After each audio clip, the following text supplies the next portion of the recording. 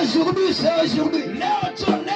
Je t'informe. Tu ne quitteras pas ici de la sorte que tu es venu. Qui me donne un amen? Qui est connecté? Tu ne sortiras pas, Seigneur, tel que tu es venu. La Bible est en train de dire, s'il est venu dans sa présence, et rentré tel qu'il est venu. C'est-à-dire quand tu entres dans la présence de Dieu, il y a toujours un changement.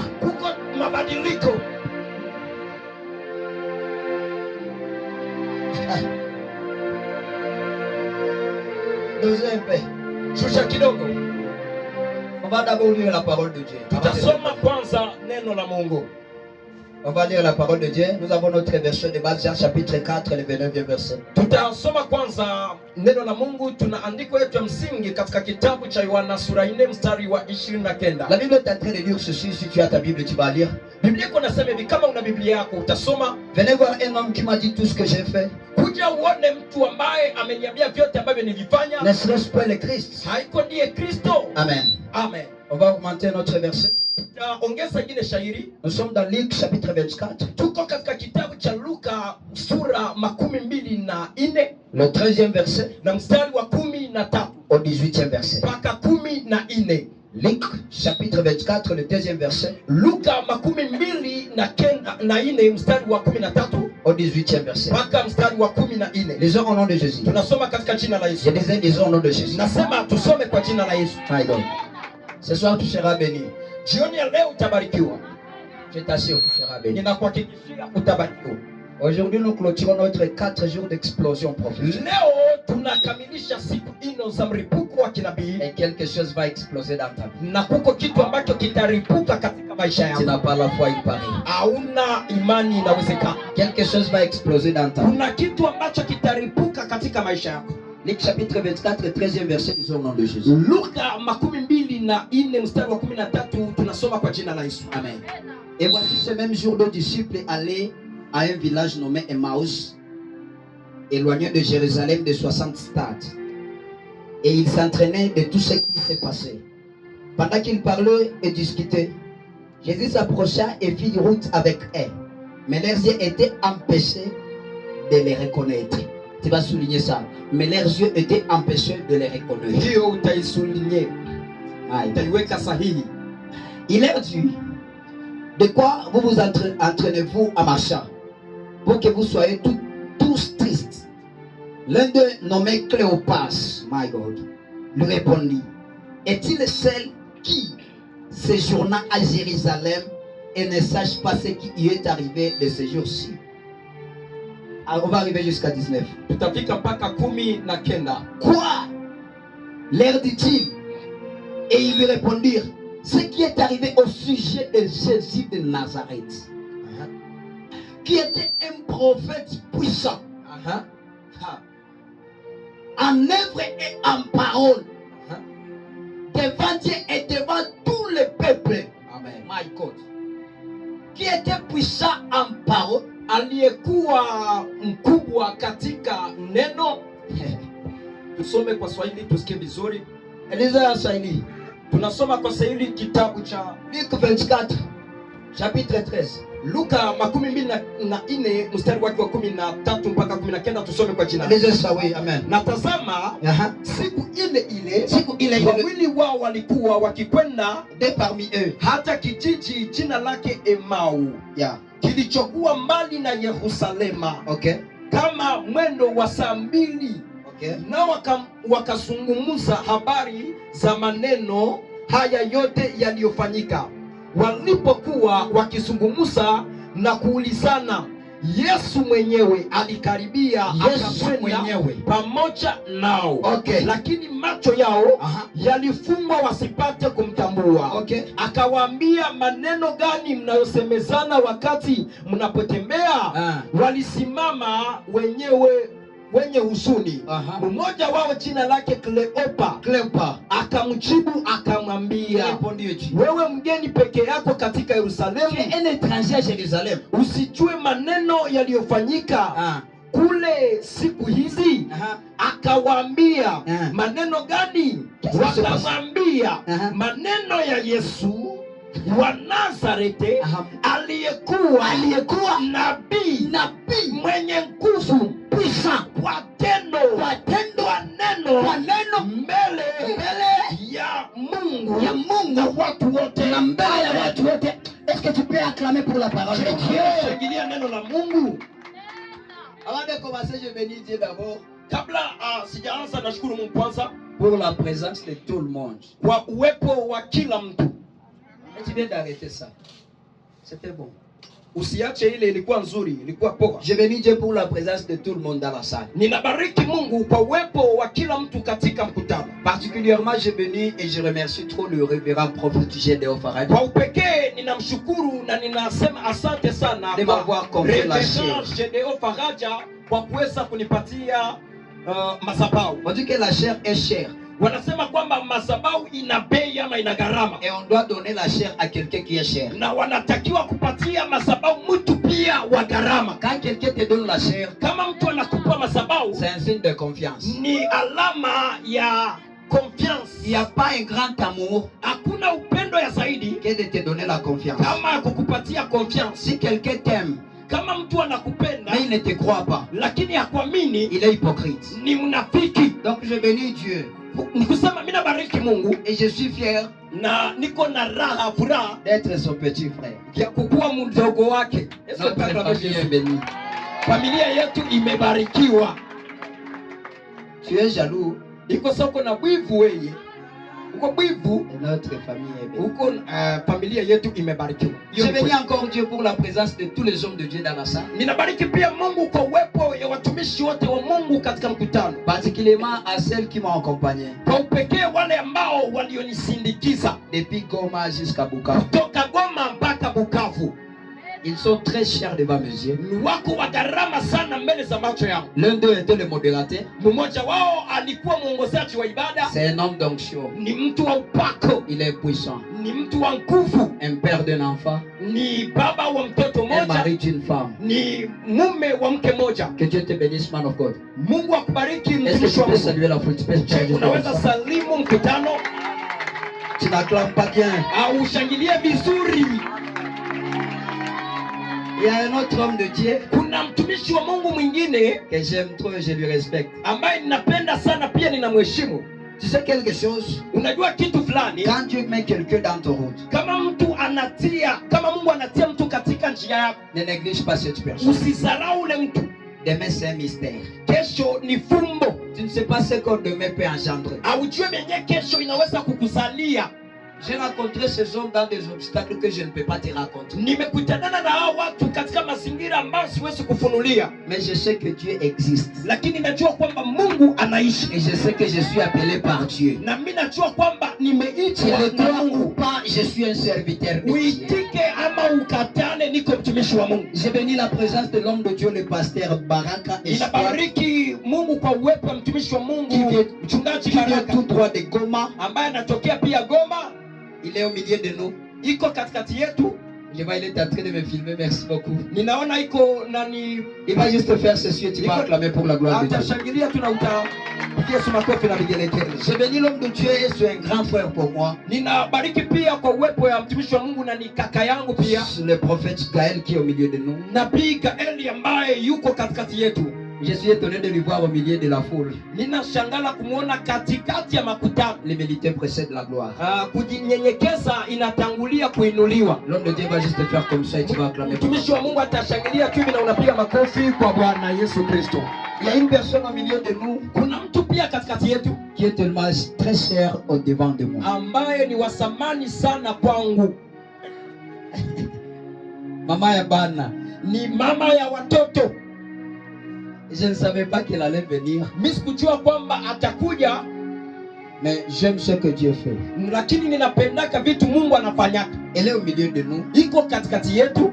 Je peux dire que c'est notre maman. Ninaweza kusema kwamba ni mama yetu.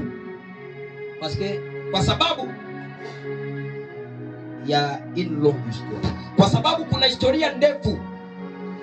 Et je bénis la présence de Maman Joyeuse. Na ninashangilia uwepo ya Mama Joyeuse. Je vais lui demander de se tenir seulement debout. Nitamwomba tu asimame wima. Et tu vas acclamer pour la gloire de Dieu. Na utashangilia uwepo wa Bwana. Tu n'as pas bien acclamé. Au kushangilia vizuri. Avant qu'elle se mette, s'il te plaît. Kabla hajakaa, elle est venue avec deux autres mamans. Amekuja pia na mama zetu wawili. Que j'aime et que je respecte aussi. Ambao ninapenda pia ninawaheshimu sana. L'une s'appelle Johanna. Mmoja wao anaitwa Johanna. Et l'autre s'appelle Josaël. Na mwingine wao anaitwa Josaël. Ils sont très chers au devant de moi. Ni wasamani sana mbele yangu. Je vais demander à Maman Johanna, Maman Josaël de passer ici devant. Nitaomba Mama Johanna na Mama Josaël kupita hapa mbele. Je vais vous présenter mes mamans. Nitawaonyesha mama zangu. Bienvenue maman. Karibu sana mama yangu. Fais monter. Mama yangu panda. Vous voyez ces deux filles? Unaona hawa wawili? Elle c'est ma maman. Huyu hapa ni mama yangu. Elle s'appelle Johanna. Anaitwa Johanna. C'est pas comme ton nom là, je ne sais pas quoi. Haiko saa ile jina yako isiye kama jina. Mais toi aussi tu as un joli pronom. Lakini na wewe pia unakuwa na prenom mzuri. Tu as un joli prénom. Uko na jina nzuri. Elle s'appelle Josaël. Anaitwa pia Josaël. Ce sont deux filles d'un prophète. Ni mabinti za nabii. Donc, je vais laisser le micro à l'une d'elles. Yani nitapatia mmoja wao microphone. Elle va juste te saluer. Atasema tu jambo. Kanisa sera béni. Tabarikiwa. Est-ce que tu peux saluer l'église? Tasalimu mkutano. Jambo kanisa la Bwana. Jambo sana. Vous comprenez même le ton? Vous mnaelewa hata hiyo sauti? C'est une personne qui ne sait pas parler le Swahili trop. Ni mtu mwenye hajui ongea Kiswahili sana. Donc même ce qu'elle vient de dire, peut-être elle ne sait pas ce que ça signifie. Hata hicho ambacho anakisema inawezekana hajui ni alisema. Ce que tu as dit en français c'est bonjour peuple de Dieu. Yenye ulisema mkifaransa tu vas dire bonjour peuple de Dieu. Elle est tellement sage. Ni wa hekima sana. Tellement intelligente. Na iko na akili sana. Tu ne peux pas faire ce qu'elle peut faire peut-être. Pengine hawezi kufanya yenye anaweza fanya. Tu ne peux pas étudier avec elle. Pengine hawezi soma naye. Josaël. Josaël. Est-ce que tu peux saluer l'église? Unaweza salimu kanisa, utasema jambo kanisa la Bwana. Jambo kanisa la Bwana. Jambo sana. Ça j'aime. Est-ce qu'on peut acclamer pour la gloire de Dieu pendant qu'ils sont en train de reprendre leur place? Pendant qu'ils sont en train de reprendre leur place. Je suis béni encore avec la présence de deux autres personnes qui ont accompagné notre maman. L'un de nous a béni tellement.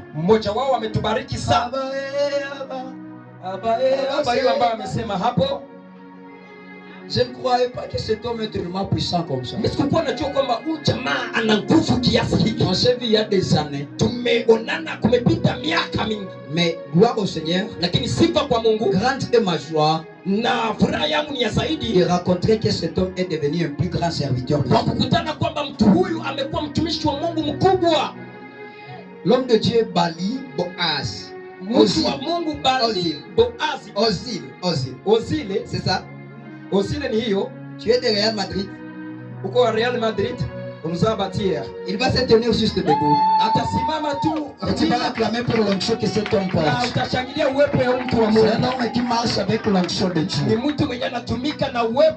Que Dieu te bénisse, tu es une bénédiction pour nous. Restez sous le pied de Dieu. Il y a une servante de Dieu, la sœur Sylvie, qui est au milieu de nous. Tous sont venus de la ville, ce sont les enfants de la ville. Elle va se tenir aussi debout. Elle va juste faire comme ça et tu vas acclamer. Que Dieu te bénisse. Que Dieu te bénisse. Nous avons un thème que nous sommes en train de décortiquer.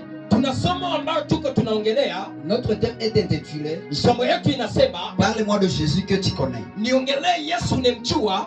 Parle-moi de Jésus que tu connais. Niongeleshe Yesu, niambie Yesu unemjua. Et hier, je t'ai dit ceci. Na jana nimekwambia Si quelqu'un te pose une question, kama mtu anakuuliza swali, et te dit ceci. anakwambia hivi, Parle-moi de Jésus que tu connais. niambie Yesu unemjua. La réponse favorable à cette question, Majibu yenye iko ya maana kwa hiyo swali, tu diras à cette personne, utaambia huyo mtu, viens kuja et vois. na uone. Parce que tu n'es pas là pour expliquer à la personne qui est le Jésus que tu connais. Kwa sababu hauko hapo juu ya kufasiria mtu Yesu Mais bien unemjua. sûr, tu es capable de démontrer à cette personne qui est le Jésus. Lakini una uwezo ya kumonyesha huyo mtu ni nani njoo Yesu. J'étais en train de dire ceci. Nilikuwa nasema hivi, Partout où tu passes, basi yote unapita, tu écoutes on parle de Jésus. unasikia wanasema Yesu. Quand tu pars au marché, Ukienda kusoko on est en train de prêcher Jésus. banahubiri Yesu. Quand tu passes dans la route, Ukipita on mbalabala est en train de prêcher Jésus. banahubiri Yesu. Quand tu allumes la télé, Ukiwasha tu peux television mettre le film de Jésus. unaweza weka filamu ya Dans Yesu. tout ce que tu peux faire, Kubiata unaweza fanya, tu peux ramasser un livre. unaweza logota Tu kitabu, vas rencontrer, il y a l'histoire de Jésus. unakutana na historia ya Yesu. Partout où tu peux passer, Basi yote unaweza tu pita, vas rencontrer, il y a l'histoire de Jésus. unakutana pana historia ya Mais ma Yesu. question est libellée de la manière suivante. Lakini swali yangu Qui est le Jésus que toi tu connais? ni Yesu gani Et ambaye qui est le wewe Jésus que unajua? toi tu connais? Inawezekana si C'est pas le Jésus que moi je connais. haiko njoo mwenyewe mimi Moi, le ninajua. Jésus que je connais, Yesu mimi nous mwenyewe venons de lire dans la Bible. Tunatoka Dans kusoma Luc katika chapitre Biblia. 4, Luka dans le 19e verset,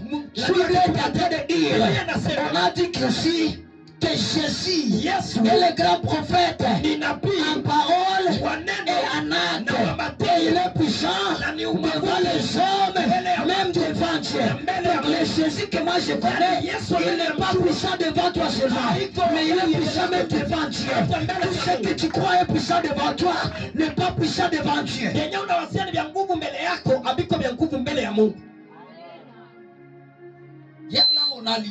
Jana sehemu ambapo tulisoma D'ailleurs, je n'ai pas expliqué un verset hier si vous vous rappelez très bien. kwanza, kuna shairi ambayo sikufasiria jana kama mnakumbuka vizuri. Genèse 28:12. Mwanzo 28:12 Il y a un songe kukakuwa ndoto et voici na tazama, l'échelle akaona echelle qui touchait le ciel yenye alikuwa anagusa mbingu et la terre. na dunia, Et les anges na malaika montaient walikuwa et wanapanda descendaient na wanashuka sur l'échelle. kwa hiyo On ngazi. est sauté, Tukaruka on est arrivé à Jean, tukafika kwa chapitre Yohana 1er, sura moja 51e verset. mstari wa makumi. La Bible est en train de dire, Biblia inasema hivi, en réalité, kwa kweli, en réalité, désormais, vous verrez les anges mtaona malaika monter wanapanda et descendre na wanashuka sur le Fils de l'homme. kwa mwana wa mtu, Pas sur les ciels, hapana kwa mais ça sera sur le Fils de l'homme. lakini kwa mtu Celui qui t'a dit que Jésus vient tellement de nous dans le Nouveau Testament, ambaye alikwambia kwa il t'a trompé. Agano Jipya Il alikudanganya, t'a trompé. alikudanganya Parce que quand on a posé à Jésus qui es-tu, kwa sababu saba ndizo Yesu wewe. Jésus a répondu ceci. Yesu akajibia Il hivi, a dit, j'étais avant votre père Abraham. mimi nilikuwa kabla baba yenu Donc Abrahamu. Jésus n'est pas venu seulement à Matthieu. Ni kusema kwamba Yesu akutoka katika kitabu cha Mathayo Avant que Marie donne naissance à Jésus, kabla Maria Jésus existait d'abord. Yesu alikuwa Tu vas ameishi. comprendre avec moi, Utaelewa parce pamoja que la na Bible est en train de dire, Biblia dans inasema Job chapitre 32, le 8e verset, qu'en réalité dans l'homme, kwamba c'est l'esprit, wanadamu ni roho c'est le souffle du Tout-Puissant na roho Mungu qui ambaye donne anapanda de l'intelligence. Donc avant que Jésus apparaisse comme un homme, il apparaissait comme un esprit. Et la première personne qui a vu Jésus, ce n'était même pas Jacob. La première personne qui a vu Jésus, c'était Adam. Parce que quand Adam a péché, Sema sada il s'est fait le vêtement de figure. Biblia inasema akavala manguo ya nyasi. Et quand l'Éternel était en train de passer dans le jardin, Sai mwana kona pita katika cherchant Adam, Adamu, cherchant Adam, sai kuna tafuta Adamu. il a appelé Adam. Akaita Adamu. Adam, Adam, Adamu, où es-tu? uko wapi? La Bible dit ceci. Biblia inasema hivi. Adam répondit, Adamu akachibia. il dit, Akasema, j'ai entendu ta voix, nimesikia sauti je me yako, suis rencontré, je suis né, nikajikuta et je me suis caché. La nikajificha. Bible dit ceci. Biblia inasema hivi. Dieu posa à Adam la question. Mungu akauliza Adamu Qui t'a swali. dit que tu es né? Nani alikwambia Tu kama as ufanye? mangé le fruit que je t'ai interdit. Ulikula tu lenye Tous les jours likukataza. que tu feras ce que Dieu t'a interdit, Kila siku yenye utafanya tu yenye vas Mungu trouver des atakataza. faiblesses. Tous les jours que tu mangeras ce que Dieu t'a interdit, Kila siku yenye utakula yenye Mungu tu atakataza. verras tes faiblesses. Utaona madhaifu yako. Vraiment. Chaque personne a ses faiblesses. Kila Kila mtu iko na madhaifu yake. Mais tu sais quoi? Lakini unajua nini? La personne qui va regarder tes faiblesses, Mtu mwenye ataona madhaifu au lieu yake de regarder ta force, kuliko aone nguvu zako, il sera ignorant. atakuwa mpumbavu. Chaque personne dans ce monde Kila mtu katika dunia a un signe de soustraction dans sa vie. anakuwaka na alama ya punguzo ndani yake. Si tu es né belle, Kama ulizaliwa wa kiana, tu auras un faux Swahili. utakuwa na Kiswahili kichafu. Si tu es né belle de figure, Kama ulizaliwa mrembo wa umbo, tu auras le capitaine du pays d'Ouganda. utakuwa na Makampala. Donc, Dieu ne peut jamais te faire complot. Ni kusema kwamba Mungu hawezi kukuma wa kujieneza. Et ce que Dieu a fait sur toi, Kitu ambacho Mungu amefanya juu c'est yako, ce qui te poussera à glorifier Dieu. ndio Kenya, amen, ndio kitafanya usifu Mungu. Donc, ce que toi tu manques, Ni kusema wenyewe wanakosa, Dieu a fait cela avec un objectif. Mungu alikifanya pamoja na shabaha, Pourvu que quand tu verras tu n'as pas quelque chose, kwamba sasa unaona una kitu tu fulani, auras toujours envie de chercher Dieu. utakuwa tushu na tamaa Laisse-moi kutafuta. te dire quelque chose. Acha nikwambie kitu Le fulani. Jésus-Christ que je suis en train de te prêcher, Yesu ambaye niko na kuhubiri, le prédicateur nous a dit le matin mhubiri alituambia que asubuhi le Jésus-Christ, kwamba Yesu Kristo c'est lui là, le chemin, ni yeye ndio njia la vérité ya kweli na et la vie. na uzima. Donc nul ne peut aller chez le Père Ni kusema hakuna mwenye anaweza kwa passer Baba d'abord chez Christ. kama kupita kwamba Or, kwa Kristo. Christ lui-même est en train de me dire, Kristo pekee anasema, quand Philippe était en train de dire ceci sasa Filipo alikuwa anasema hivi, à Nathanaël, alikuwa anambia Nathanaeli, Nathanaël,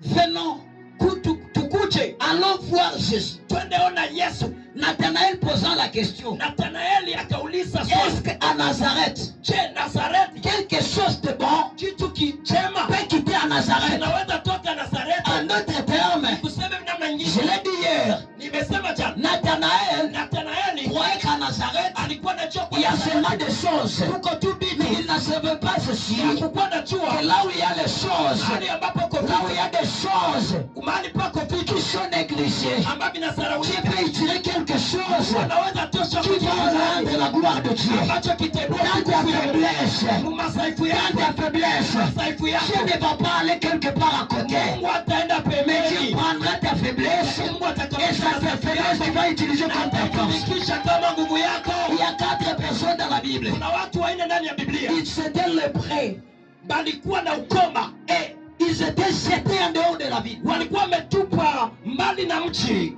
En d'autres termes, Ni kusema kwa namna nyingine, ils étaient mis à côté. walikuwa wameweka Ils kando, étaient mis à part. walikuwa wameweka kando pembeni. Et ce que j'aime, c'est quoi? Na kimi napenda nini? Ils ont décidé. Wakaamua, Parce qu'il y avait la famine en Israël. kwa sababu kulikuwa njaa katika Israeli, Ils se sont dit ceci. wakaambiana hivi, Si on reste ici, tukibakia hapa on mourra. tutakufa, Si on part en ville, kama tunaenda katika mji Omura. tutakufa pia, mais vaut mieux lakini ni bora de ne pas mourir ici, tusikufie hapa, aller mourir en ville. twende tukufie muvini. Ta décision d'aujourd'hui Maamuzi yako va t'apporter les fruits demain. yatakupatia Ce matunda que tu kesho. décides aujourd'hui Unaamua leo sera les fruits demain. itakuwa Ce matunda que tu kesho. peux décider maintenant Unaamua peut sasa, engendrer quelque chose demain. Je suis en train de parler avec quelqu'un qui va décider ce soir de laisser les péchés et de suivre Jésus. Je suis en train de parler avec quelqu'un qui va décider ce soir de donner sa vie à Jésus. na kupatia Yesu maisha yake. Come on. Alo murira mvili. Allons mourir en ville. Twende tukufie mumuji. On ne peut pas mourir dans ces brousses. Hatutafia mwe majani huku. Non. Hapana. Ils se sont décidés Wakaamua avec leur lepré. Ils sont allés. wakaenda. Je suis sûr et certain Niko na uhakika qu'ils ne savaient même pas marcher. hawakuwa na Parce yatembea qu'ils étaient malades. kwa sababu walikuwa wagonjwa, Ils étaient au nombre de 4. walikuwa waine. Or, notre croisade Or mkutano wetu a 4 jours. iko na siku ine. Donc, aujourd'hui, Ni kusema c'est leo le 4e jour ni siku ya de ine notre croisade. ya mkutano Et c'est wetu, une journée na ni siku de décision. ya Je maamuzi. suis en train de déclarer sur la vie de quelqu'un. Niko na Ce tangazo soir, tu vas prendre une décision jioni qui va renverser ta vie, yenye qui va tabadilisha maisha renverser yako, ta vie, yenye qui tabadilisha va maisha yako, bouleverser ton ministère, qui va bouleverser ton business. Ce soir, tu vas prendre une décision qui va changer ta vie. Rien ne restera comme jamais. Rien ne restera comme avant. Rien ne restera comme ça a été. Parce qu'il y aura un changement de part. Parce qu'il y a un Jésus. Ce soir, ce que j'aime, c'est quoi? Parce qu'il y a un changement. kuko mabadiliko. Et quand il s'est mis à marcher, Saba alikuwa kumkutembea. ce que j'aime c'est quoi? Mimi napenda ni nini? L'Éternel transforma Bwana wa milele akabadilisha leur faiblesse masaifu yao en force. kwa nguvu. Hey. Yes. La Bible est en train de dire, Biblia inasema hivi, l'Éternel Bwana changea akabadilisha leur pas. shindo zao. My God. Hallelujah. Et les ennemis sentaient comme si Na maadui walikuwa wanasikia kama il y a des chars de combat qui sont en train de kama venir. kuna kuja silaha za vita. Mais mes chers ennemis, Lakini baenemi, pourquoi vous êtes comme ça? cheni ni mko vile? Je suis malade. Niko mgonjwa. Mais l'Éternel a transformé vos oreilles. Mes chers ennemis, Maadui yangu mapenzi, pourquoi vous êtes souffrant jusqu'à ce niveau? kwani ni hamuna kichwa Je mpaka suis malade. nina gonjwa. Vous m'avez chassé. Vous Mulinifukuza, avez pris toute la nourriture en captivité. mulikamata chakula yote Mais mkafunga. pendant que je suis en train de venir, Lakini sasa niko moi nakuya, qui est malade, mimi niko malade. l'Éternel Bwana vient de boucher vos oreilles. Mungu amefunga masikio yenu. Arabo sete gratel la kwase. Ah, ça c'est fort. God bless you. Mungu akubariki. L'Éternel a bouché leurs oreilles. Bwana akafunga masikio yao Avant que même les 4 personnes arrivent au camp. kabla wale watu 4 hawajafika katika kambi. Ah, ce que j'aime c'est quoi? Mimi napenda ni Avant que les 4 personnes arrivent au camp, kabla wale watu 4 hawajafika katika kambi, les ennemis, maadui ils ont pris fuite. wakaanza kukimbia Eux-mêmes, wao avant wenyewe. même que les 4 personnes Kabla arrivent, wale watu je suis en train d'annoncer à tes ennemis ce soir. wanatangaza kwa Ils maadui yangu, prendront fuite. watakimbia, Ils prendront fuite. Ils watakimbia, prendront fuite. Avant même que tu arrives. Avant même que tu arrives. Parce que ce soir, tu viens avec une puissance. Tu viens avec une puissance. kuja na uweza. Rabasata, Erose Paralia. Rentrons dans notre message. Turudie mjumbe wetu. Le même jour, Hiyo siku deux parmi eux wawili katikati yao se dirigeaient à Emmaüs, wakaenda Emmaus, qui était à quelques mètres de Jérusalem. ambayo ilikuwa kilomita kidogo na Yerusalemu. Ces deux personnes Wale watu wawili étaient les disciples de Jésus. walikuwa wanafunzi wa Yesu, Mais après la crucifixion de Jésus, lakini kabla ya kukufa kwa Yesu, ces deux personnes wale watu wawili se sont retranchées wakajitosha pembeni, et ils sont partis. wakaenda Ils ont fait leur voyage wakafanya safari yao en allant kwa kwenda vers Emmaus. Pendant qu'ils étaient en train de marcher, Sawa kuwa anatembea, une personne est apparue. mtu mmoja akawatokea. La Bible est tellement claire Biblia iko wazi kabisa, que la personne qui est apparue mtu ambaye aliwatokea était Jésus.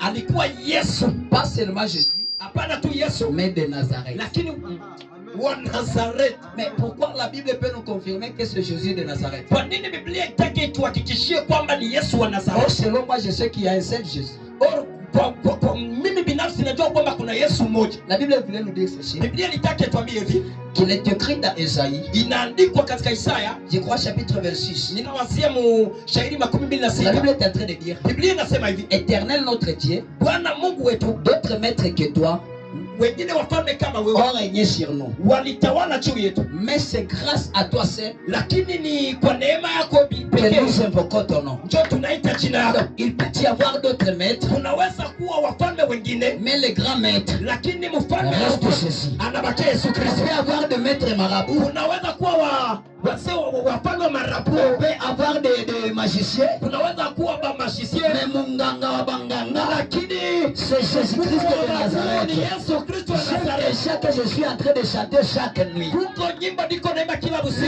chant dit ceci, Watu wanasema hivi, mfumu wa banjelu. mfumo wa malaika. Yeah. Donc, il est plus que magicien. Ni kusema iko zaidi hata wachawi. Quand ces gens étaient en train de marcher, Sasa wale watu wako wanatembea, Jésus-Christ est apparu. Yesu akawachomoke, Il leur posait une question. akauliza swali, Mais qu'est-ce que vous êtes en train de vous entretenir mko mnasumbulishana nini en marchant kwa kutembea pour que vous soyez tristes comme ça? kusudi mkuwe mnasirika hivi? Les deux jeunes ont dit, Wale watu wawili wakasema, il paraît que tu es nouveau ici à Jérusalem. wakamwambia iko sawa wewe kwa mpya huko Tu ne Yerusalemu. pas savoir ce qui se passe ici. Ushinde kujua vitu viko vinapitika huko. Et il leur a demandé, Akauliza, mais qu'est-ce qui s'est passé ici? nini lipitika huko? Les gens ont commencé à raconter. Watu wakaanza kuelezea. Il y a une personne, Kuna mtu mmoja c'est un prophète. ni nabii. Laisse-moi rentrer d'abord un peu en arrière. Acha kwa rudie nyuma kidogo. Quand Jésus était à Paris, Sasa Yesu la anawatokea. Bible est en train de dire, Biblia inasema hivi, l'Éternel le ferma les yeux Bwana akawafunika pour qu'ils ne macho puissent pas lui reconnaître. kusudi wasimfahamu. L'Éternel Bwana ferma leurs yeux. akawafunga macho, Ferma leurs yeux. akafunga Je suis macho. en train de déclarer sur la vie de Niko quelqu'un. natabiri juu ya Ce maisha. soir, Jioni ya leo l'Éternel va fermer les yeux de tes ennemis. Bwana amen. L'Éternel va fermer les yeux de tes Bwana ennemis. maadui Qui me zako. donne un amen plus que son nom. L'Éternel va fermer les yeux de tes ennemis. Ils ne te verront pas. Ils ne te verront pas. Hatakuona. Ça, je le déclare. Hiyo mimi naitangaza. Inafika L'Éternel ferma leurs yeux. Bwana akafunga macho yao. Ils vivaient avec Jésus, Walikuwa wanaishi na Yesu. je crois, plus de 10 ans. Nafikiria zaidi ya miaka 10. Parce que Christ a été crucifié avec 33 jours. Kwa sababu Yesu alisulubishwa na miaka 33. Tu sais ça? Unajua hiyo? Christ était encore trop jeune. Yesu alikuwa kijana sana. Le Christ que je suis en train de te parler, Yesu mwenyewe niko na kuongelea, il s'est préparé pendant 30 ans. alijitayarisha zaidi ya miaka 33. Il a impacté pendant 3 ans. Aliweza kuimpacte, yani kushawishika, kuvuma, utawala pendant 30 ans.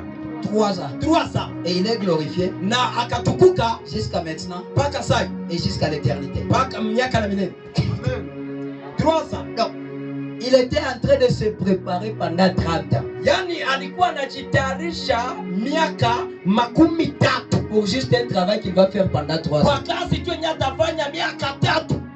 Vous voyez cette préparation? Unaona hiyo matayarisho? Donc, peu importe la force que tu viens avec Yani ni kusema haijalishi nguvu unazokuja nazo pour arrêter Jésus. kusudi uweze kumzuia Kristo. Une personne qui s'est préparée pendant 30 ans. Mtu mwenyewe amejiandaa miaka 13. Tu es qui pour arrêter cette personne? Wewe uko nani juu uweze kuzuia yule mtu? Le Jésus que je suis en train de te parler, Yesu ambaye ninakuongelea, c'est une personne que le diable avait la capacité de prendre Jésus shetani alikuwa na uwezo wa kamata Yesu et de lui faire monter à la hauteur d'une montagne na kumpandisha juu ya mlima et dire à Jésus, na kwambia Yesu, laisse-toi tomber, jiache ujitupe, tu es un fils de Dieu. uko mwana wa Et Mungu, ton père na baba yako va envoyer les anges atatuma pour te malaika secourir. kusudi wakusaidie. C'est que l'éternel Dieu, Jésus savait c'est quoi? Kenye Yesu alikuwa anajua ni nini? L'éternel Bwana ne peut jamais aider quelqu'un qui s'est jeté de lui-même. Bwana hawezi kumsaidia mtu ambaye amejitupa yeye binafsi, Mais l'éternel lakini Bwana peut aider quelqu'un qu'on a jeté. anaweza kusaidia mtu ambaye balitupa. Donc Jésus savait ceci. Yani Yesu alikuwa Si je amefahamu, me laisse tomber, kama nikajiacha mon kujitupa, père dira ceci. baba yangu atasema, C'est pour ton propre effort que tu vas te faire sortir de là. wewe peke kwa nguvu zako ndio utajiokoa, Parce que tu n'as pas été tu n'as pas été jeté par une personne. kwa sababu abakukutupa ni wewe peke ndio ulijitupa. Mais tu blagues. Ulikuwa na famiza. Laisse-moi te dire. Acha nikwambie, Arrête de juger quelqu'un. acha kuhukumu mtu. S'il y a toujours des ennemis qui sont derrière toi, Kama kuko maadui ambao wako nyuma yako, pendant que tu es en train de marcher, wewe uko natembea, je te conseille maintenant, ninataka kushauria hivi, laisse les traces de tes pieds. acha nyao za miguu yako. Comme ça, Kwa hiyo ils seront en train de suivre tes pieds. watakuwa kunafuata miguu yao, Et quand ils vont arriver à la destination, na sasa watafika sehemu husika, l'Éternel dira quelque chose. Bwana atasema kitu fulani. Pharaon, Farao, je t'ai dirigé jusqu'ici nimekufikisha mpaka hapa parce qu'en Égypte, kwa sababu kule il y a Misri d'autres habitants qui vont habiter là. kulikuwa watu ambao Donc, wangeliishi kule. si on t'enterrait là, Kama ungelisikwa il y kule, aura un grand espace pour le sépulcre. kungelikuwa nafasi kubwa sana ya makaburi, Alors les habitants lakini wale watu pouvaient avoir une petite place. watakuwa nafasi ya kidogo. Donc comme il y a la mer à côté, Kusema gisi kuko bahari karibu, viens, je vais t'enterrer dans la mer. kuya ni kutume mumaji, Parce que la place là kwa sababu ile fasi est pale réservée à Jésus. inawekewa kwa Yesu. Parce que quand Jésus Kwa sababu saa Yesu va quitter à Jérusalem, atatoka il Yerusalemu, va se réfugier en Égypte. ataenda Misri.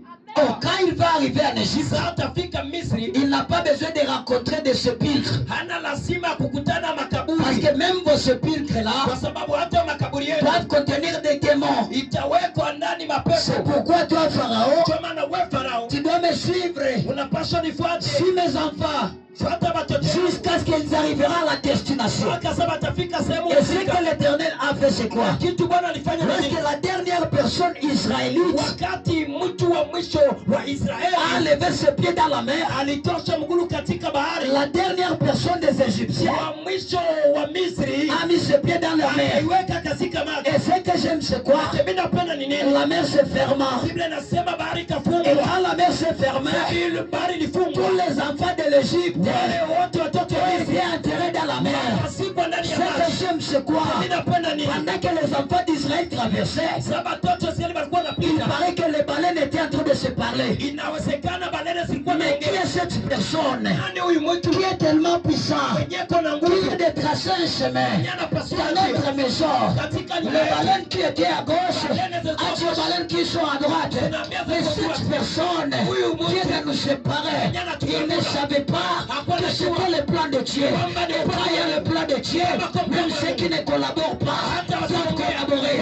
Ce que j'aime, c'est quoi? À la montagne de Carmel, Kumlima Karmeli, Élie a dit à ses prophètes, Eli akaambia manabii, apporte-moi de l'eau. mniletee maji. Il a pris de l'eau, Akakamata maji, il a mis l'eau sur l'autel. akaweka maji juu ya Or, madhabahu. moi et toi, Yani mie na wewe on sait facilement tunajua kiurahisi que l'eau kwamba maji et le feu na moto sont des ennemis. ni maadui. Mais ce jour-là, Yes. Wanipende sana. ma bosse, je viens. Prépare ton offrande. Ça c'est plus fort. Je mets dans ma poche. Mais ce jour-là, Hiyo siku Élie a dit quelque chose. Elia akasema kitu fulani. Je sais que Mimi najua kwamba vous êtes des ennemis. muko maadui, Mais aujourd'hui, lakini leo parce que je suis un prophète, kwa sababu niko nabii, je suis un roi de Dieu. niko mpakwa, ndio mafuta ya Bwana. Il a dit alors, Akaambia maji, rappelle-toi, kumbuka kwamba je suis tellement fort. mie niko na nguvu, Je t'ai stoppé nimekusimamisha pendant 3 ans. pana miezi tatu, 3 ans et 6 mois. na 6 mois, Je t'ai stoppé. nimekusimamisha. Comment tu ne peux pas m'obéir? Tu vas encore donner l'offrande. Donne encore. C'est tout. Je vais encore. Tu vas augmenter. Il a dit, comment tu ne peux pas m'obéir? Juu ya nini hawezi nikubalia? Il a dit, tu dois m'obéir. Unapaswa niitikia. Et puis il a dit à ces prophètes-là, Akaambia wale manabii, vous allez commencer avant moi. mtaanza mbele yangu. Mais pourquoi Élie va dire aux prophètes de Baal de commencer? Kwa nini Elia ataambia manabii wa Baali Parce waanze que kwanza? Élie était tellement intelligent. Kwa sababu Elia alikuwa na Si akili. tu rencontres un serviteur de Dieu fainéant, Ukikutana mtumishi wa Mungu il mpumbavu, n'est pas un serviteur de Dieu. hako mtumishi wa Mungu. Tout serviteur de Dieu Kila mtumishi wa Mungu doit être d'abord intelligent. anapasha kwa kwanza na itende kichwa. Tu vas me comprendre facilement. Utanielewa kwa Dans urahisi. Job 38, la Bible dit, Biblia inasema en kitabu réalité, ya dans l'homme, c'est l'esprit. kiukweli ndani ya mtu ni Et c'est le souffle du Tout-Puissant na ni uzima ya Bwana qui donne de l'intelligence. inayopana akili. Donc tu dois être intelligent. Ni kusema unapasha kuwa na akili. Akili. Il a dit au prophète de Baal, vous allez commencer. Akaambia manabii wa Baali, mweye Ils ont mtaanza commencé, ils ont commencé. Ils ont bakaanza coupé. bakakata. Il paraît que Baal était en train de ronfler. Inawezekana Baali alikuweko na ngoroma safashe. Amen. Alléluia. Haleluya. Est-ce que tu es avec moi? Est-ce que uko pamoja na mie? Et Élie savait quelque chose. Elia alikuwa anajua kitu fulani. Mes chers prophètes de Baal, Ndugu yangu manabii wa Baali, à cet endroit où nous sommes, hapa kwetuko vous n'avez pas la capacité. hamuna uwezo hapa Parce que nous sommes à la montagne. kwa sababu tuko kwenye Il mlima. paraît que les prophètes de Baal, Inawezekana manabii wa Baali ils n'avaient pas leur lien secret. hawakukuwa na nafasi yao ya Parce que siri. s'ils étaient des intelligents, Kwamba wangelikuwa na akili, il aurait dit à Élie, wangeliambia on Elia, va aller tutaenda à notre montagne. kumlima yetu. Mais comme Élie est intelligent, Kwa sababu Elia il a la iko na capacité. akili, iko na uwezo, il les a fait convaincre. akawashawishi Et ils sont venus à la montagne. wakakia kumlima. Après, ils ont fait, rien n'est passé. Yote wakafanya, hakuna Il vilipitika. a dit, c'est mon tour. Akamwambia ni saya, Donne-moi le terrain. Laisse-moi le terrain. muniachie sasa uwanja. Il a fait ce qui est infaisable. alifanya vitu vyenye haviwezifanyika. Il a fait l'impossibilité. Alifanya vya haviwezifanyika. Il a pris l'eau. Akakamata maji, Il a versé sur le bois. akamwangia kwenye makuni. Or le bois, Makuni, qui a reçu de l'eau, est-ce que ça peut aussi recevoir le feu? est-ce que makuni yenyewe ashamwangia kwa maji inaweza waka? Kwa mama inaweza?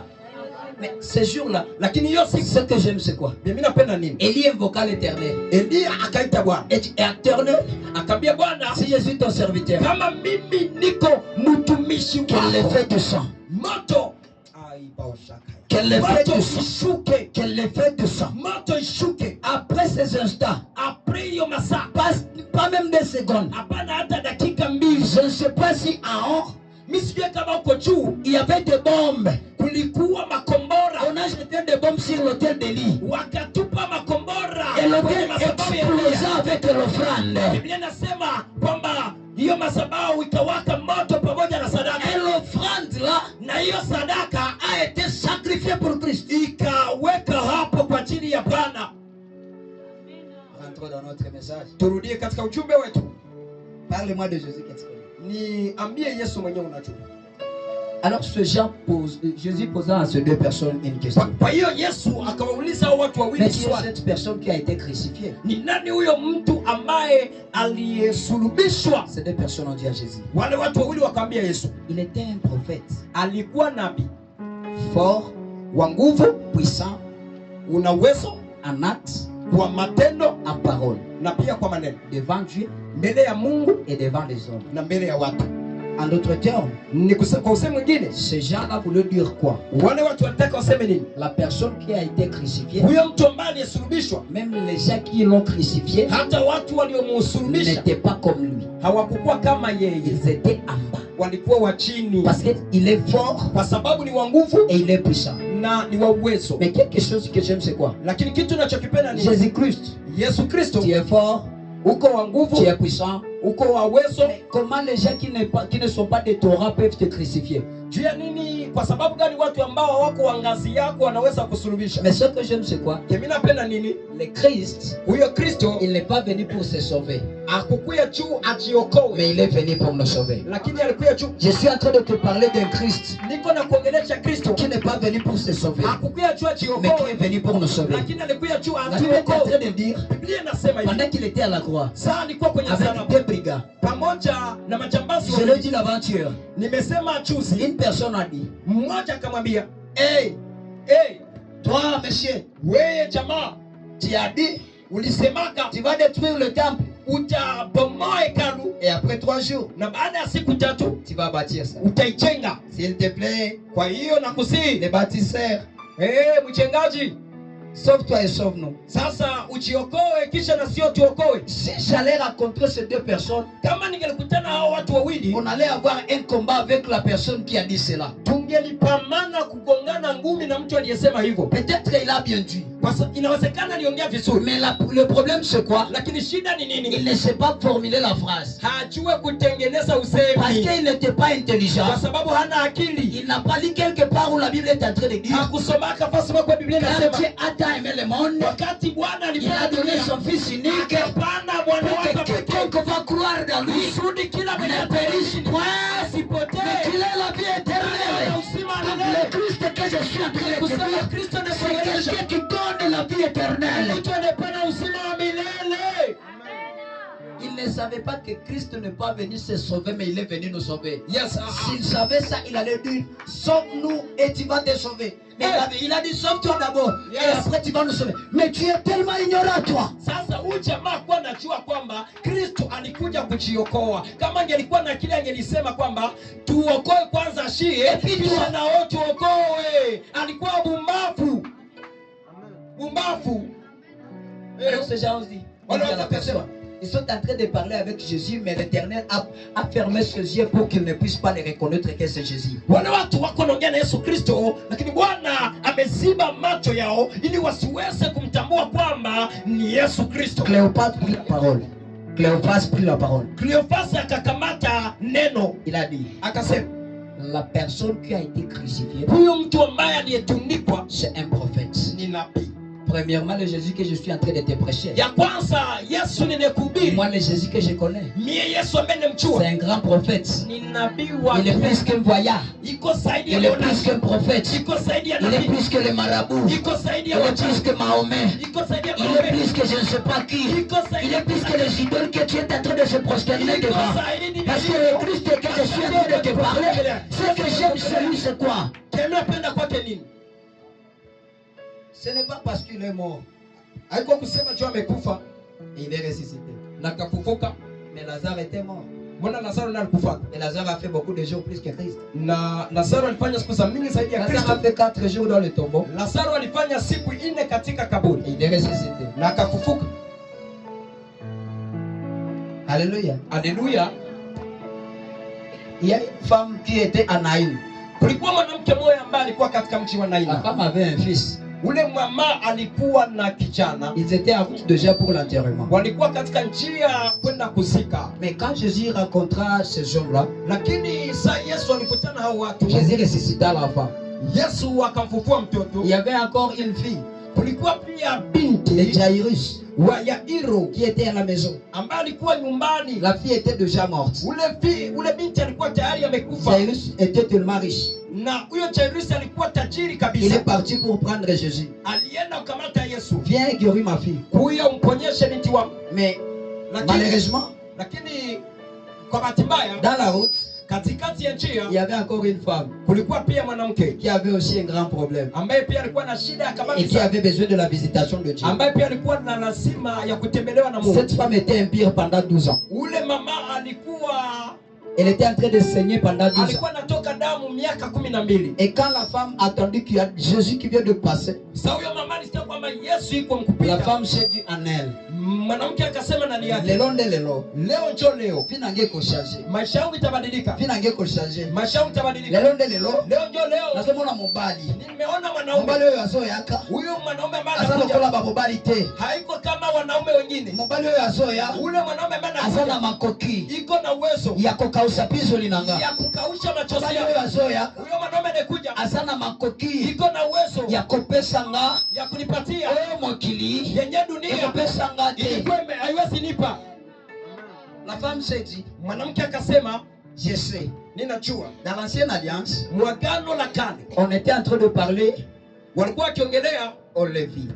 kwa Walawi, Pas seulement aux Lévites, hapana tu kwa Walawi, à tout celui qui faisait l'œuvre dans le sacerdoce. kwa kila aliyekuwa anafanya kazi ndani ya hekalu, Kubakuani. au sacrificateur. Yeah. On le disait ceci. Walikuwa wanawambia hivi, Vous voyez ces vêtements? unaona hii vazi, Je suis au lieu très saint. niko na nafasi pa Patakatifu patakatifu, pa patakatifu. patakatifu pa patakatifu. Quand je vais quitter enseigner, Sasa toka sehemu hapa, je ne dois pas descendre avec ce vêtement dans l'ancienne alliance. mimi kwa agano la kale sipashe rudiana ile vazi, Parce que je dois laisser ça dans le sanctuaire. ninapasha iacha ndani ya hekalu. Avec quel objectif? Kwa namna gani? Kwa shabaha gani? Pour que mes vêtements Kusudi mavazi yangu qui sont arrivés au lieu très saint zenye zimefika mahali patakatifu pa patakatifu ne puissent pas sanctifier ceux qui sont à l'extérieur. zisiweze kutakasa ambao wako nje. Et quand la femme a vu Jésus, Wakati mwanamke aliona Yesu, il a vu Jésus comme un souverain sacrificateur alimwona Yesu kama kuhani qui est descendu du lieu très saint ambaye ametoka sehemu et qui est venu avec ses patakatifu, vêtements. ambaye amekuja na La vazi femme yake. s'est dit en elle, Mama akasema, voilà une opportunité en or ona sasa pour ça ya fursa dhahabu ya dhahabu que je ne peux pas manquer. yenye mimi siwezi Je dois toucher la bande napaswa de sa robe. Et quand je vais toucher, quand je vais toucher le sang, hiyo va damu sécher. itakauka. Tu es avec moi? Est-ce qu'on comprend na mimi? Tu peux faire seulement ceci. Est-ce qu'on unaweza kufanya kama Qui me donne un amen? Qui est en train de me donner un amen? Nani mekuwa nipa amen hapa? Je viens de te perdre? Est-ce que nishakupoteza? Je crois non. Ninafikiria hapa. Nous sommes en train d'aller terminer parce qu'on va prier ce soir. Tuko nenda kumalizia kwa sababu tutaomba jioni ya leo.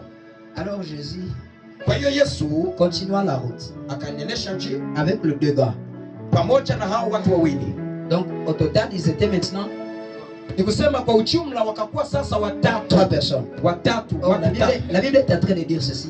Biblia inasema hivi. C'est déjà d'abord ils étaient des ignorants. Wale watu kwanza walikuwa wapumbavu. Parce que la Bible dit, Kwa sababu Biblia inasema là où 2 sehemu ambapo wawili ou 3 wale watatu sont réunis à wataungana mon nom, kwa jina langu, je serai na mimi nitakuwa au milieu d'eux. katikati yao. Et quand ces 2 personnes étaient en train de marcher, Sasa wale watu wawili ils étaient en walikuwa train de parler de Jésus. wanaongea na Yesu. Donc facilement, Ni kusema kwa Jésus urahisi était au milieu d'eux.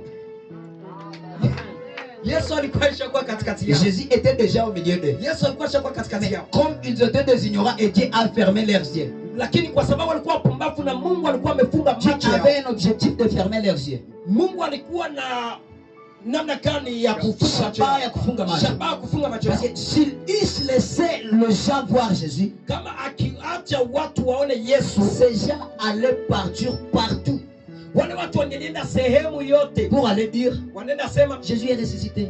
huyo Yesu amefufuka, Jésus est ressuscité. Yesu amefufuka, Jésus est ressuscité. Yesu amefufuka.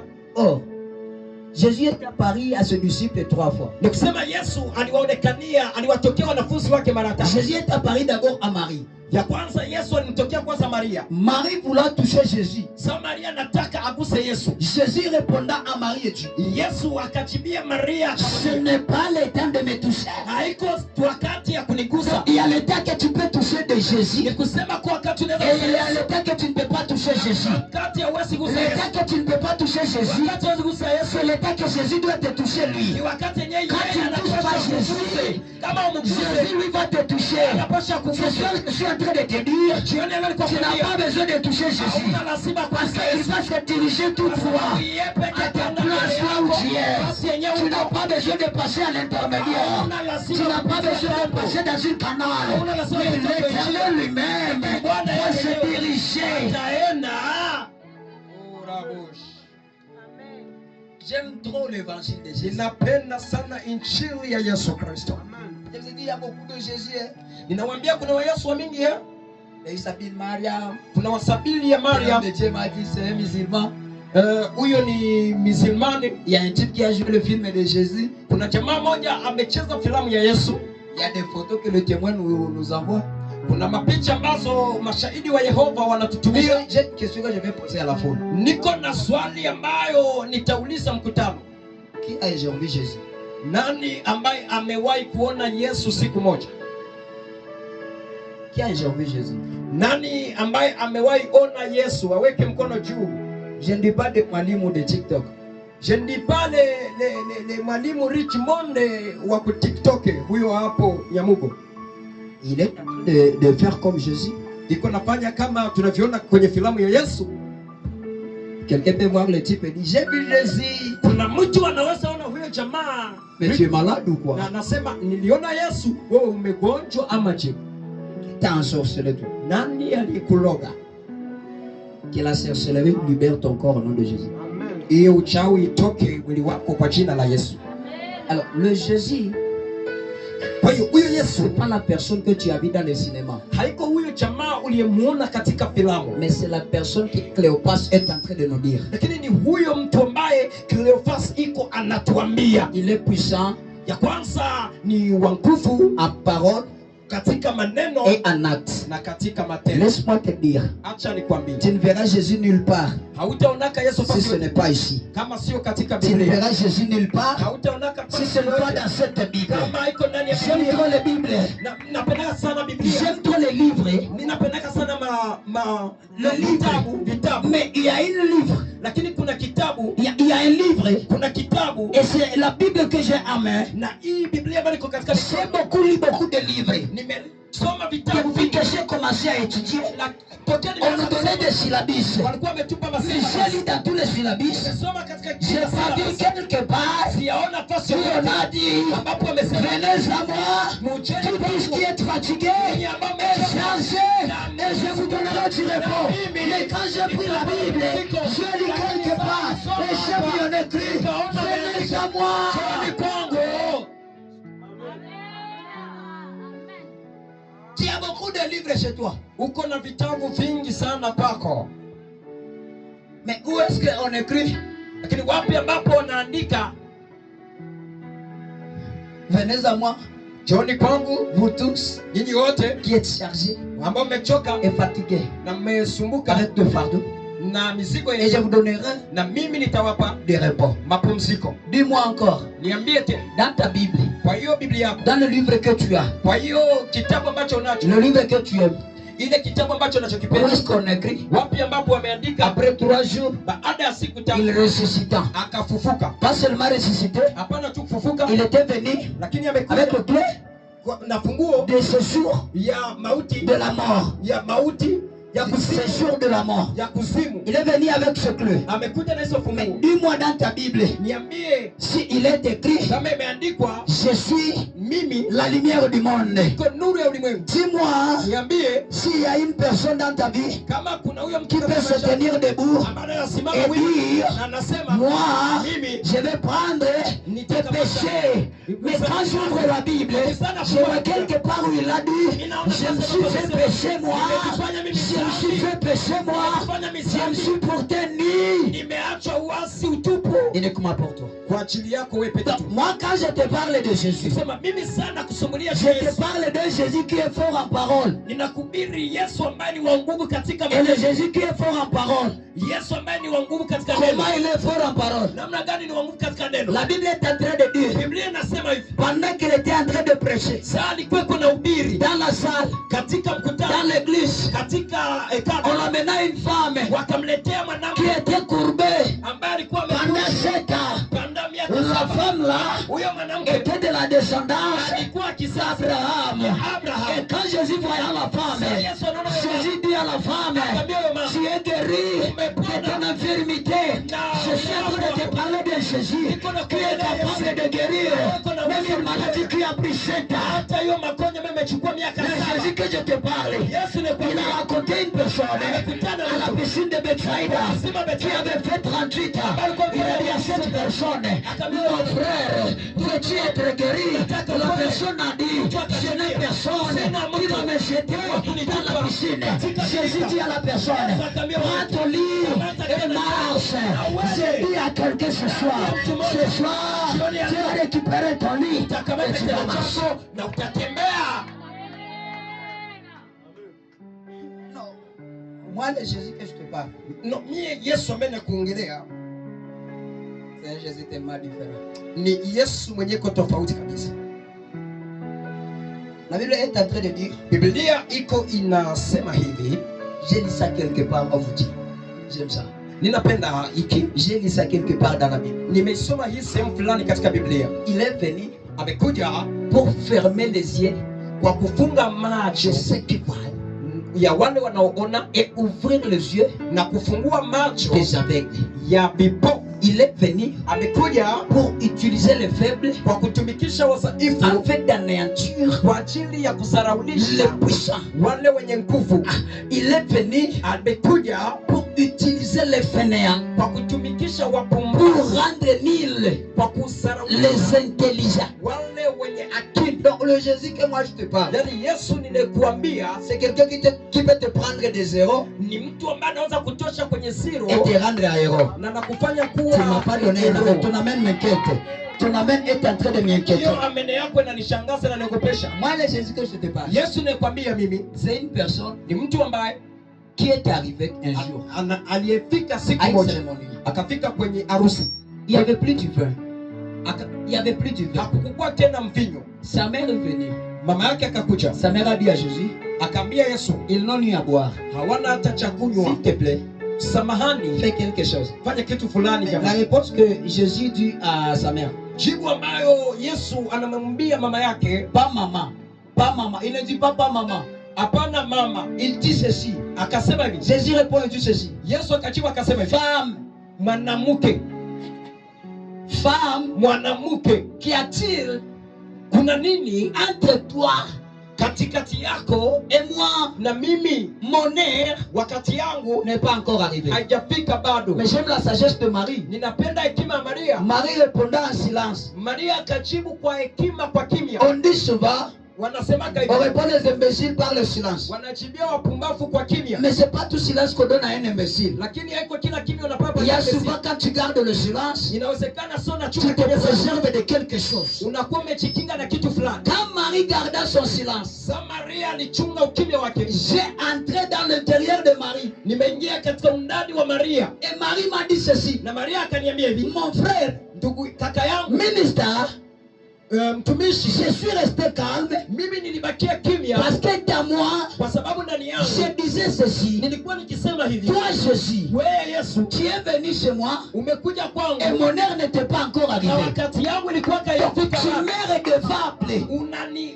Uko na deni yangu, Tu me redevable uko de na faire quelque chose ya kufanya kitu à cette heure-ci. kwa hiyo Même wakati, si ton heure n'est pas hata arrivée, kama wakati tu vas le yako faire. hayafika, Même si ton heure n'est pas hata arrivée, kama wakati tu vas le faire. Ce soir, je dis à quelqu'un, même si l'heure de Dieu n'est pas arrivée, il va le faire. Même si son heure n'est pas arrivée, hata kama wakati il va le faire. hayafika ataifanya. C'est quoi tu vas rencontrer? Ndio maana utakutana, Même Jésus avait marché avec cette théorie. hata Yesu alitumika na hiyo namna. Il est arrivé quelques jours, il était en train de marcher. Imefikia siku moja alikuwa akijitembeza, Il a vu un arbre akaona mti et voulant avoir des fruits. na akapendelea apate tunda kwa hiyo mti, Mais le fruit n'était pas encore dans son saison. lakini hiyo mti matunda ilikuwa ichakuwa kwa muda wake La ama kwa saison wakati n'était wake. pas bonne. Wakati haikukuwa sahihi kabisa, haikukuwa nzuri. Mais Jésus Lakini Yesu n'a pas regardé hakuangalia, si c'est un problème de saison, hakuangalia shida ya muda, si c'était son arbre, hakuangalia kama ni mti yake ama hapana, mais il a maudit l'arbre. lakini akalaani mti. Il a dit ceci, Akasema hivi, tout arbre qui ne porte pas le fruit, kila mti usiopeleka matunda qu'on ndani yake, coupe cet arbre wakate ile mti et qu'on le jette dans les feuilles. na waitupe katika moto. Jésus voulait dire à l'arbre quoi? Yesu alitaka aambie mti nini? Quand j'étais venu chez ma mère, Sasa nikiaka kwa mamangu, c'était pas son heure, haikukuwa wakati yake, c'était pas sa saison. haikukuwa wakati yake. Quand maman est venue chez moi Na sasa mama nikia pia pour me dire qu'ils n'ont plus de feuilles, Dieu niambie kama hawana mvinyo, même moi, hata mimi c'était pas mon heure. haikukuwa saa yangu, Mais j'ai obéi. lakini nilikubalia. Pourquoi alors toi, Kwa sababu gani wewe tu peux sasa? me dire des histoires de saison? Unaweza niambia wakati ya Lorsque j'étais venu, sasa nilikuya les choses là de saison, ile vitu ya je les supprimais. niliviefasa. Peu importe l'état, Inawezekana haijalishi peu wakati, importe les circonstances, haijalishi majira, l'état, wakati, la saison muda est bonne. iko ya Je suis en train de parler à quelqu'un. iko naambia Ce soir, c'est ta saison. ni C'est wakati ta yako, saison. ni wakati C'est ta saison. yako, ni wakati yako. Écoute-moi. Sikiliza mie, Lorsque j'étais arrivé à Bukavu le jeudi, sasa nilifika Bukavu siku ya ine, toute la journée il y avait la pluie. mchana wote mvua ilikuwa imenyesha kabisa. C'est ça? Qui était là le jeudi? J'étais le mercredi. Mercredi, Le mercredi. Vous le lycée de la Nyeshe. la pluie a passé toute la journée en train de pleuvoir. Nous sommes arrivés à Ruzizi 1. Tulifika Rusizi ya kwanza, Matope. Kulikuwa matope il mingi. y avait de la boue de partout. Alors, quand nous sommes arrivés dans le taxi, Sasa tulifika ndani ya taxi, j'ai dit à mes amis, niliambia rafiki zangu, je me lève comme Eli. nimesimama kama Elia, Je viens d'arrêter la pluie. ninasimamisha mvua Pendant ces 4 jours. kwa hizi siku ine. C'est vrai. Nyesha. Mes frères m'ont dit, Ndugu zangu akaniambia, attendons voir. acha tuone. Je me suis dit, Nikajiambia, voyons. Dans mon cœur, je dis, nikasema acha nione ndani ya roho yangu, nikasema Éternel, Bwana, tu m'as jamais causé la honte. haujanipatishaka haya. Nous sommes montés dans le taxi. Tukapanda ndani ya taxi, Nous sommes arrivés à la maison. tukafika nyumbani, J'ai pris la moto. nikachukua pikipiki, J'ai monté chez ma maman à Chimbunda. nikapanda kwa mama yangu hapo J'ai vu Chimpunda, ma mère. nikaona mamangu, On est rentré. tukarudia. À 0h, Ilipoenea 0h minuit, j'ai senti nikasikia il y a des signes kulikuwa alama qui annoncent la pluie. zilizokuwa zinatangaza mvua. J'ai eu une insomnie. Nikashikwa na kutosinzia, Je me suis mis à la chaise. nikaikala kwenye kiti. Quelqu'un m'a dit ceci. Mtu mmoja akaniambia hivi, Tu dois dormir. unapaswa lala Demain, tu vas travailler. kwa sababu kesho utatumika. J'ai dit, Nikasema j'ai pas le sommeil. mimi sina usingizi. J'étais en train de me dire, Nilikuwa najiambia, Éternel, Bwana toi-même, wewe peke tu sais c'est quoi Kamweze? unajua Kamweze ni wapi. Papa, Baba, toi-même, we mwenyewe tu sais unajua la signification de kamwe. unajua nini ndio maana ya kamwe. Donc c'est cas, et puis tu vas encore à le Sema faire. ka kisha unatosha tena ndani. Donc il y a moins un. Okay, kuna moja hiyo inatoka. Imagine alors s'il pleuvait ce jour-là. Angalia basi kama ingelinyesha hiyo siku. Ça fait beaucoup de mois que je ne tombe pas. Kuna miezi mingi sana sijaanguka. Je me suis dit, mon Dieu, mon Dieu. Nikasema Mungu wangu, Mungu wangu. J'ai été emporté par le sommeil. Nikapelekwa na usingizi. Je suis dormi. Nikalala. Le matin, je me suis réveillé. Asubuhi nikamka. Le ciel était tellement fâché. Mbingu zilikuwa zimekwazika kabisa. J'ai vu vraiment, il y a l'obscurité. Je me suis dit, mon Nikaona Dieu. palikuwa giza ya kabambi. Nikasema Mungu wangu. Nalataki bilamba nanga. Nikavaa mavazi yangu. Nalataki mokward. Nikavaa hiyo kiato kizuri. Nalataki tisi na chemise ya mweupe. Nikavaa hiyo pantalo ya mweupe. Nazwa moto. Nikakamata pikipiki. Je suis à la moto. Niko kwenye pikipiki. Je suis en train de me dire, Niko najiambia, Père, Baba, Bukavu, Bukavu, Père, Baba, je suis venu nimekuja à ton service kwa kazi lako. et j'ai pitié de moi. Nione huruma. Je suis arrivé ici. Nikafika hapa Et jusqu'à maintenant, na mpaka sasa je n'ai jamais vu mimi sijawahi ona même hata, my God. Je n'ai jamais vu sijaona hata même des gouttelettes hata huo matoni de la pluie. kwa mvua. Jusqu'à présent, Mpaka hapa je suis en train de t'annoncer quoi? niko nakwambia ni L'Éternel, Bwana Jésus-Christ, Yesu Kristo, s'il t'envoie quelque part, kama nakutuma si c'est pas toi qui t'as envoyé kama seulement, yeye ndio alikutuma, si c'est lui qui t'a envoyé, kama yeye ndio si alikutuma, tu ne t'es pas envoyé toi-même, kama kujituma il wewe, doit toujours t'accompagner. anapaswa akusindikize. Le matin, le prophète Gaël m'a dit, Asubuhi nabii Gaeli ameniambia mvula hainyeshe, la pluie ne pleut pas. c'est ijue na farana ya mvula.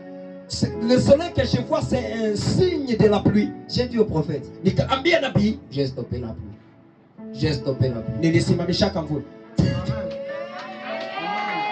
Le prophète s'est mis seulement à rire. Nabii akaanza tu kucheka cheka. Grande est ma joie ce soir Raha yangu ni kubwa de voir sana que Jésus a exaucé ma kuona prière. kwamba Bwana amejibu Et comme il a écouté ma prière, Kisa amesikia maombi je sais qu'il va aussi écouter ta prière. kwamba atasikia maombi yako. Écoute-moi alors, je vais terminer. Niko Ils namaliza. sont arrivés dans une maison. Wakafika ndani ya Ils nyumba. étaient déjà à 3. Walikuwa tayari wako watatu. Jésus voulait partir. Yesu akataka C'est aende. des jeunes hommes. Wale watu wawili Ils avaient l'hospitalité. walikuwa na mapokezi, Ils étaient vraiment géniaux. walikuwa wazuri Ils kabisa. ont dit à Jésus, Wakaambia Yesu, il fait déjà nuit. inakuwa Tu ne usiku, peux pas aller nulle part. hawezi enda sehemu yoyote, Reste ici. baki hapa. Il est temps de manger.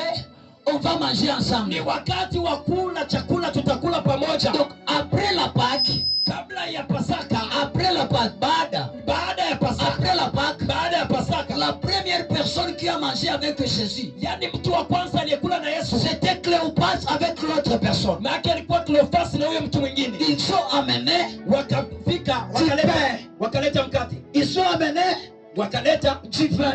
mvinyo, Ils sont mis là.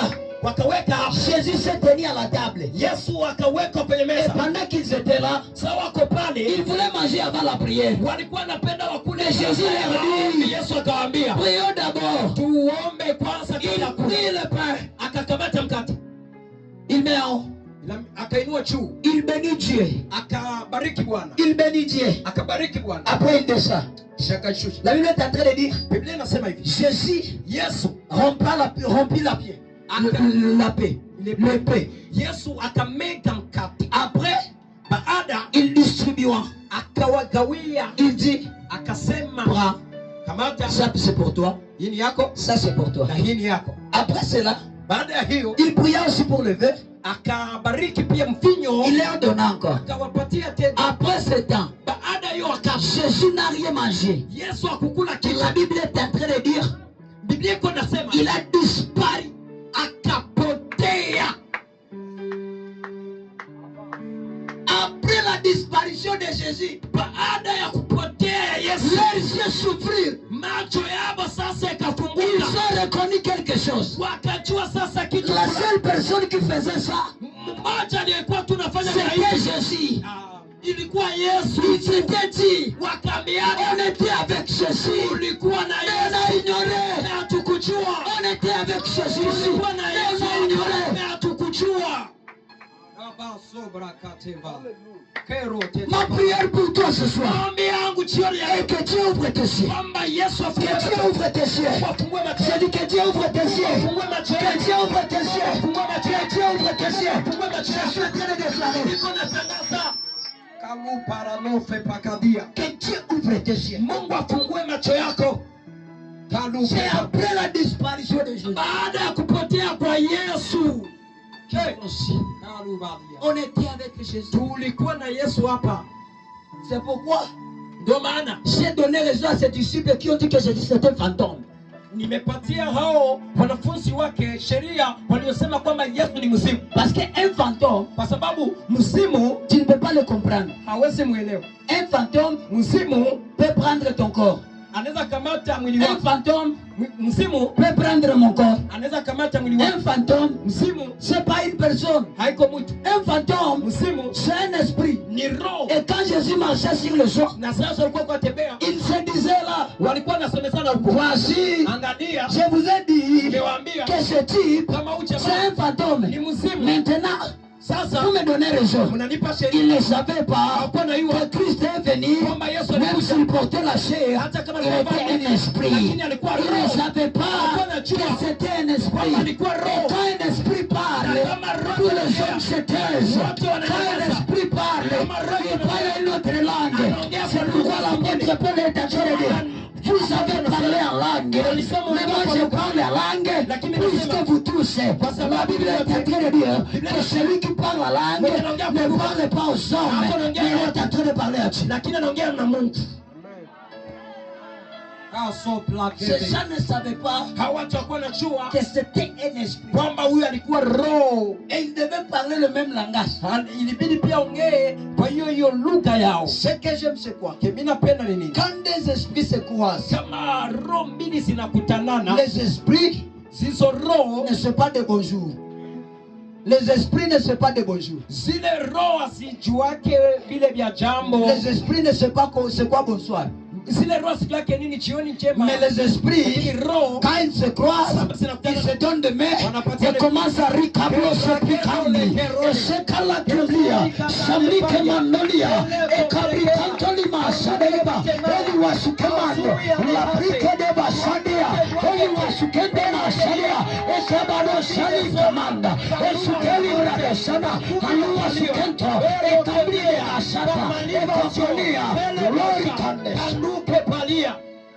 C'est la langue des esprits. Hiyo ndio lugha ya roho. Si tu n'es pas un esprit, Kama uko roho c'est très difficile de comprendre. ni vigumu sana uelewe vya hivi. Amen. Or, nous sommes un esprit Sasa zile ni roho habitant zinazoishi dans un enveloppe katika hiyo bahasha appelé inayoitwa corps. mwili.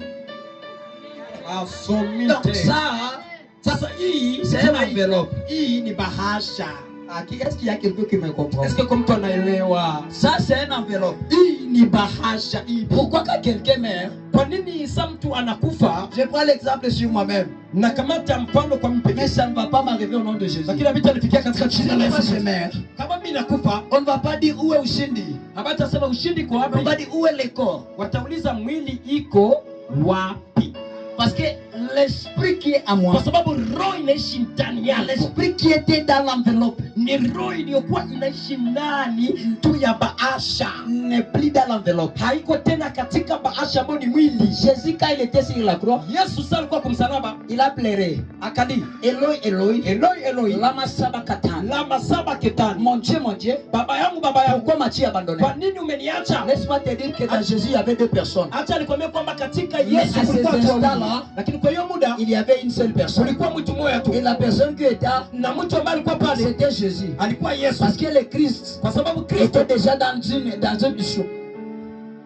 kwa sababu Kristo Huyo mtu wa pili alikuwa tayari katika mission. Il était déjà en voyage. Alikuwa tayari katika C'est safari. pourquoi le corps a crié. Choma na mwili ililia. Et le corps a dit, Na mwili kasema, mon père, baba yangu, baba yangu, pourquoi m'as-tu kwa abandonné? nini umeniacha? Parce que la Bible est en train de dire, Ndio Biblia iko nasema, votre corps, mwili wenu c'est le temple du ni Saint-Esprit. hekalu ya Roho Quand Mtakatifu. l'Esprit a quitté Jésus, Sasa roho ilitoka l'Esprit Yesu, a voyagé. roho ikaenda L'Esprit est safari, allé ikaenda dans le séjour de mort. ikaenda Il y kuzimu, a eu un grand combat là. ikaenda kule C'est kwa pourquoi vita je vya peux te Baba. dire ceci. Ndio maana Jésus-Christ Yesu n'a Kristo pas fait même 3 jours dans le tombeau. hakufanya hata Ni 2 jours dans le ndani ya tombeau. kaburi, Ni 1 jour dans le tombeau. Parce qu'il était en voyage dans le séjour de mort. Et quand il était là, il était en combat. C'est que son corps qui était dans le sépulcre. ilikuwa mwili yake ndio ilibakia mkaburi, meyei Kristo hakukuwa hata mkaburi. Sasa Satan, quand il était là, sasa shetani alikuwa huko, il y a eu un grand tremblement. ukakuwa mtetemeko ya Satan kama. s'est dit ceci. Shetani akasema, Mais qui est ce type huyu ni jamaa wa qui wapi est dans mon royaume ambaye anakuwa katika ufalme avec wa un grand tremblement comme ça? pamoja na tetemeko Il kule. a entendu. Il s'est dit, Akasema, qui est cette personne huyu ni jamaa qui a cette capacité mwenye kuna uwezo de venir ya kuja dans ma maison mpaka katika nyumba yangu. maintenant? Satan, il paraît, s'est tourné à gauche. Shetani akaangalia akageuka Il regarde kushoto na kuume. si tous les démons sont là. Kama akaangalia qu'est-ce que mapepo Est-ce que zote tous les démons sont là? ziko pale, siko pale. Il a dit oui. Ils sont tous là. Akasema ndio ziko zote. Mais alors, qui est cette personne? Akauliza, huyo sasa. J'aime la personne de Jésus-Christ. Mimi napenda Yesu Kristo. Jésus-Christ n'a pas toqué. Yesu hakupiga Il est hodi. venu, Alikuja il a cassé la porte. akavunja mlango. Il a cassé la porte. Akavunja mlango. C'est pourquoi je vous ai dit, Choma niwaambia dans Ésaïe 64, katika Isaya chapitre 1er, la Bible est en train de dire, Biblia inasema, oh, si tu déchirais le ciel, kama ukipasua et mbingu si tu descendais, na kama les ungelishuka montagnes hizo milima s'emballeraient devant toi. ungeliweza kushuka mbele yako, Car zingetetemeka mbele yako. quand Jésus descend, Kama Yesu les anashuka montagnes tremblent. hizo milima Les montagnes tremblent. Quand tu es là, quand Jésus est là, les démons de ta famille tremblent. hiyo misimu ya Je suis en train de te dire, niko nakwambia, congratulations. felicitations. Qui est venu ce soir? Hongera, Si umefika tu es chini. dans une famille pauvre, Kama umezaliwa katika la chama maskini, pauvreté hiyo va maskini trembler devant toi. inatetemeka mbele La yako. pauvreté Hiyo maskini va trembler devant toi. inatetemeka mbele yako. Oh, je suis en train de dire à quelqu'un, la pauvreté n'a pas de la chance. Parce que toi, tu es venu pour briser le règne de la pauvreté. Je suis en train de dire à quelqu'un, toi qui es là, comme Jésus est là, comme Jésus est là, mais je n'ai que Jésus, mais je n'ai que Jésus. Et la Bible est en train de dire, ce que l'on a, c'est ce que l'on donne. Kenya na panaka.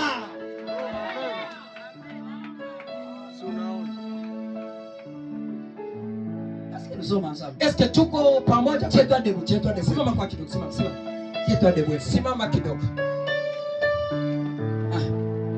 Parle-moi de Jésus que tu connais, mais je te parle de Jésus que je connais moi. Niongelee Yesu nimjua. Mbona mimi niko nakuongelesha Yesu mimi Moi, je ambaye te parle najua. de Jésus que je Mimi connais. niko nakuongelesha mwenyewe mimi najua. Il y a un autre Jésus que toi tu connais. Kama kuna mwingine wewe unamjua, haya Ça dépend de toi. yote inaambatana na wewe. Mais moi, Ni mimi je te parle de Jésus que je connais. niko nakuongelesha Yesu ninayemjua. My God.